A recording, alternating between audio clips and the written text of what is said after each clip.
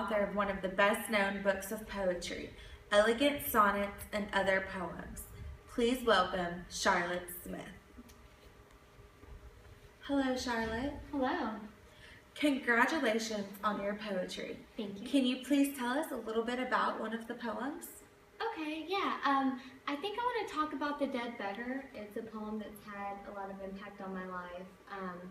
It actually has no rhyming scheme. It's just 5 feet of iambic pentameter, which basically sounds like a heartbeat. You know, like da-dum, da-dum. That's how it would sound when you're reading it. And basically, you know, one day while I was out observing nature, I witnessed a lady mourning at this pauper's funeral.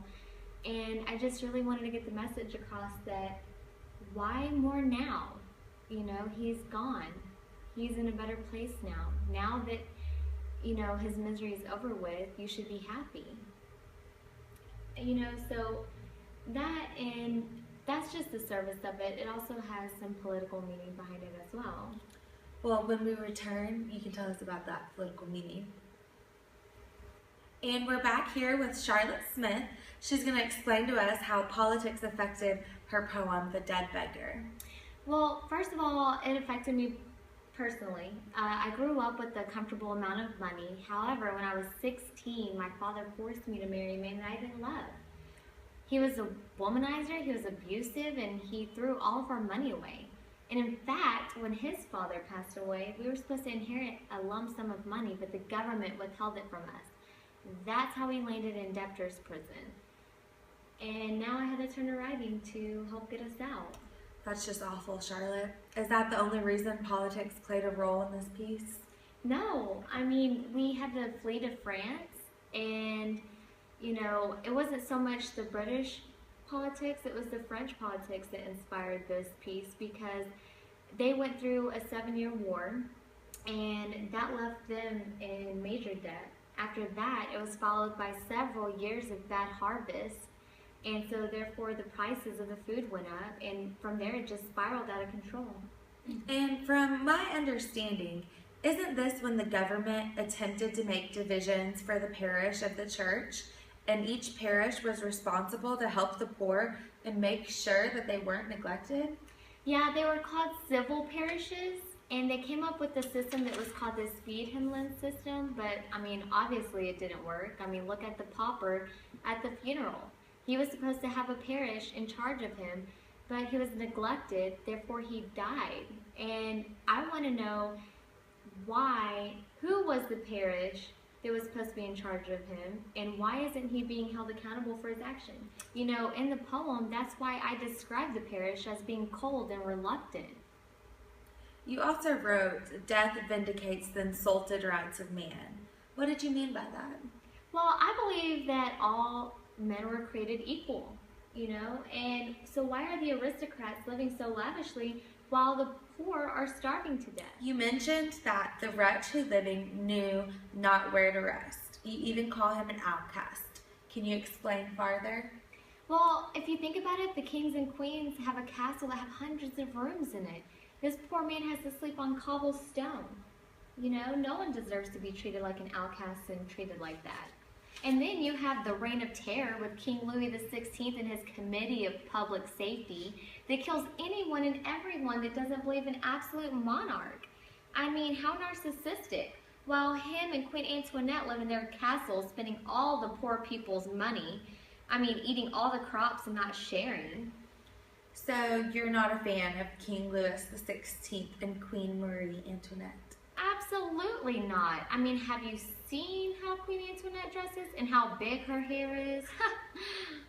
Are you saying you're an advocate of the French Revolution? Honestly, I was, but until I saw the effects of it. I mean, there's so much death and so much violence. I mean, it's really heartbreaking. I just wish we could have economic equality. And when we return, you'll tell us about your religious beliefs. We're back here with Charlotte Smith, and Charlotte's going to let us know about some of her religious beliefs and how they are shown throughout The Dead Beggar, if they are shown at all. Well, I'm a Christian. I'm from the Church of England, and I believe it's very evident in the poem that I believe in God and that God affected this poem. I mean, just because that this poor pauper was neglected by the government, he won't be neglected by his Heavenly Father. Just because he encountered earthly doom, I mean, he's going to be rewarded in heaven, and he'll never have to wonder again. He'll have an eternal home. And it's unfortunate that these clergy and parishes have to become, these members of the church, they have to become state of the employees. I mean, being given a division of a town or a village to take care of, I mean, it's not working. And unfortunately, you have men like Jacques Rene Hebert who have designed the cult of reason. Instead of worshiping God, we're worshiping the idea of reason. So you do not agree with this cult of reason? No. How do you feel about the persecution of the clergy and priests and the destruction of churches? It's an atrocity. I believe in the freedom of religion. However, I don't feel as if anyone should be persecuted based on their beliefs. Some may say that a person's culture affects their writing. Would you agree that this is true? Definitely. I mean, when you look at my culture, you see a huge division between the rich and the poor. When you walk through the towns and villages, there are just poor people everywhere. There's filth, there's begging, there's death and violence.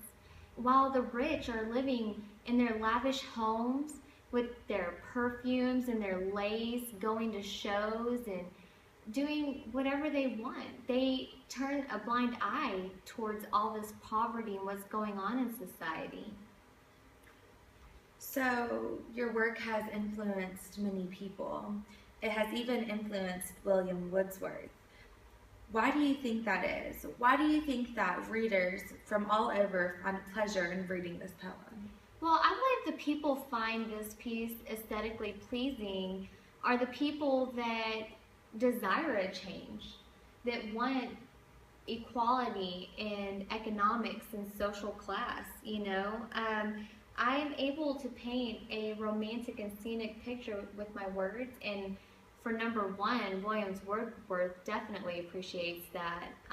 And I believe that just the overall message of social justice draws the readers in, and I believe that I'm able to do that with The Dead Beggar. Well, thank you so much for joining us today, Charlotte, and discussing this poem.